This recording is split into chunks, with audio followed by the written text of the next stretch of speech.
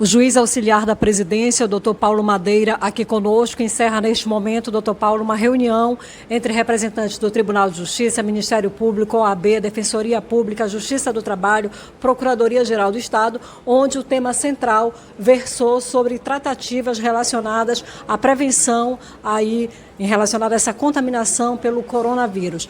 Fale para a gente que medidas foram deliberadas nesta reunião, doutor. Boa tarde, Bernadette, boa tarde a todos. Na verdade, essa reunião ela estava prevista já na resolução do tribunal, não é?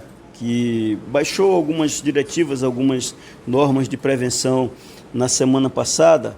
E lá no artigo 13 ela já previa essa reunião envolvendo todos os atores, digamos assim, do sistema de justiça, tipo OAB, Ministério Público, Defensoria, etc., para a gente tentar fazer um trabalho coordenado, né, para todo o sistema de justiça, no sentido de prevenir, não é, a contaminação pelo coronavírus. É uma preocupação muito grande nossa de nos anteciparmos a todas essas situações, porque já está provado, né, isso que a falta de contenções, de medidas de contenções, está elevando a níveis alarmantes, tanto é que a Organização Mundial de Saúde classificou já essa situação como pandemia. Então, claro, aqui nós temos essa obrigação, essa responsabilidade de tomar cautelas, tomar medidas preventivas para minimizar essa situação no nosso estado. Dentre elas, ficou acertado aqui entre todos os atores, e claro, isso vai depender ainda da assinatura de um ato conjunto, né, do Ministério, da Corregedoria e da Presidência, né, para poder dar esses encaminhamentos que foram sugeridos aqui no comitê, porque o comitê que reuniu hoje aqui, ele apresentou sugestões.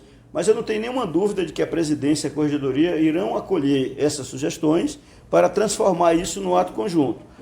As sugestões foram, a primeira delas, suspender todos os atos processuais por um período inicial de 15 dias, prorrogáveis por mais 15, não é? Limitar as audiências apenas aquelas que são excepcionais para não causar prejuízos graves e irreversíveis às partes, diminuir a circulação de pessoas nos fóruns, nos locais de atendimento, dentre outras. Então, assim, são medidas que a gente entende que são fundamentais nesse momento e que deve sair no ato conjunto ainda hoje. Em relação às audiências de custódia, doutor, o que deliberou-se? Reunião às audiências de custódia, no primeiro momento, nós iremos trabalhar para fazer todas através de videoconferência. Já temos equipamento para levar lá para a delegacia, que é a delegacia que concentra os presos para fazer o encaminhamento ao fórum, que é a do CIOSP do Pacoval, e nossos técnicos já estão trabalhando para montar esse equipamento lá, não é? E nós vamos fazer inicialmente via videoconferência. Se houver razão fundada para fazer alguma de forma presencial, aí entra naquela regra geral. O juízo vai analisar o caso concreto, se verificar que não há risco nem para partes, nem para advogados, Ministério Público, enfim, para as pessoas que participarão da audiência, pode ser que alguma ou outra faça de forma presencial. Mas a diretiva é para que, em princípio, as audiências de custódia sejam por videoconferência também. Doutor, já temos a resolução que prevê uma série de medidas aí, já desde sexta-feira, essa resolução publicada. Hoje também definiu-se aqui que os órgãos participantes da reunião também irão adotar as suas medidas administrativas. Uma das medidas debatida aqui na reunião em relação ao Poder Judiciário amapaense se refere aos trabalhadores acima de 60 anos, é isso? Exatamente. É uma medida que a gente entende que é muito importante, porque, segundo também os dados da Organização Mundial de Saúde, existem alguns públicos que são mais afetos ou que podem ser mais afetados de forma letal. E esse público envolve pessoas acima de 60 anos e pessoas com algumas doenças crônicas. Então, por cautela, nós vamos determinar que todos os servidores que se enquadrem nessas situações, eles passem a trabalhar no sistema de home office. Vão trabalhar em casa. Aquelas situações envolvendo, por exemplo, trabalho de secretaria, que nós não temos ainda uma plataforma para que eles consigam trabalhar de casa, essas situações nós vamos resolver caso a caso. Mesmo não podendo fazer um trabalho efetivo, os servidores devem ficar em quarentena durante esse período todo, não é? E aí nós vamos fazer as regulamentações dos detalhes ao longo da semana. Essa situação é tão grave e justifica tanto essas reuniões permanentes que o tribunal resolveu, não é, através dessa reunião de hoje, manter o contato permanente mesmo. Todos os atores que participaram aqui deixaram o telefone, e-mail, etc. Então, nós vamos ficar permanentemente em contato para irmos deliberando a proporção das necessidades. Doutor, também é importante ressaltar que, por exemplo, o servidor ou o magistrado que chegou recentemente de alguma viagem à Europa, por exemplo, que esse servidor e esse magistrado deve ficar no que a gente está chamando da quarentena, no isolamento, né? Correto. Isso já está, inclusive, na portaria que saiu semana passada, e nós vamos só reforçar agora, acrescentando que não necessariamente de outros países, mas até mesmo pessoas que vêm de outra cidade do Brasil, onde já temos casos comprovados de coronavírus. Então, vai ser ampliada essa portaria para que os colegas que estejam vindo de qualquer um lugar onde já tem caso comprovado de coronavírus, ele vai ficar em quarentena, que essa quarentena também pela deliberação, né, pela diretiva da Organização Mundial de Saúde, é de 14 dias. Né? Então, os servidores e magistrados que estejam nessa situação vão ficar em quarentena. São medidas que a gente está adotando, né, e é importante que se diga isso, que elas visam proteger a saúde, não só dos nossos servidores, mas da população de um modo geral. Porque a velocidade da propagação desse vírus, isso também já foi comprovado, ela aumenta muito, mas muito mesmo, numa velocidade muito grande, se as pessoas continuarem tendo a vida social normal. Então, é preciso fazer uma medida excepcional. Né? E é isso que o tribunal está fazendo. Doutor, é importante destacar também que o tribunal ele tem lançado várias campanhas aí de conscientização e de prevenção, né, a magistrados, servidores e colaboradores, e uma delas que a gente tem aí destacado durante toda esta segunda-feira é em relação aos cumprimentos. É importante que, nesse momento, as pessoas evitem, seria o cumprimento pelo beijo, pelo abraço de mão, e pelo abraço, perdão, e pelo aperto de mão, é isso, né? Sem dúvida, Bernadette. Isso é muito importante a gente ressaltar, porque nós, brasileiros, né, nós sabemos disso. Nós somos um povo eminentemente carinhoso, um povo afetivo, um povo que se cumprimenta abraçando, beijando, etc, etc.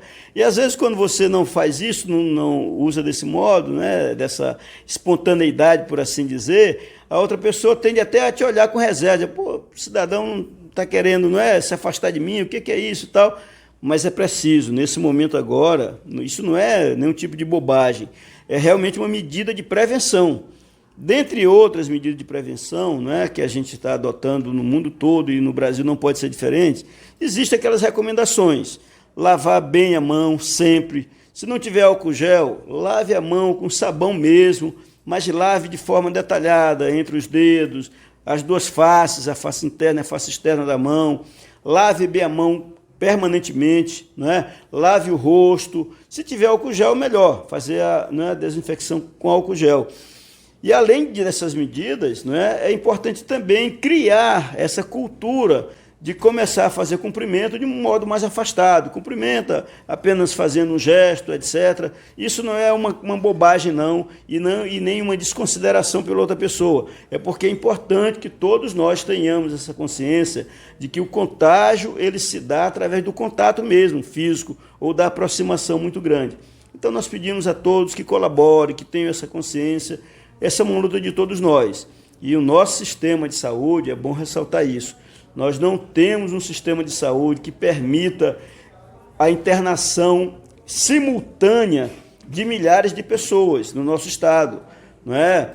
Para se ter uma ideia, os Estados Unidos, que são um país de primeiro mundo, eles têm disponível ainda no sistema apenas o quantitativo de 1 milhão de leitos no país todo. E a estimativa lá é que eles possam chegar a 150 milhões de contaminados.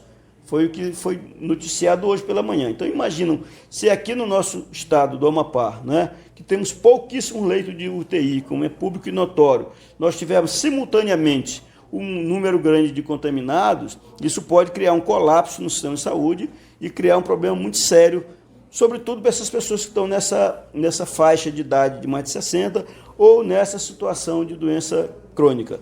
Então, vamos colaborar. Isso é uma luta de todos nós. O Tribunal de Justiça está engajado nessa luta, não só para proteger servidor e juiz, mas para proteger toda a nossa sociedade. É uma luta de todos nós. Doutor, só para a gente encerrar, aqui nessa reunião também levantou-se uma questão da compra hoje do álcool em gel, que nas farmácias um vidro que custava 17, de repente disparou para R$ 42, e aí houve já um comprometimento aqui de que a promotoria do consumidor, de que os órgãos aqui presentes possam deliberar sobre essa questão, inclusive determinando, né, que se pague pelo valor mesmo que corresponde, não haja esse superfaturamento.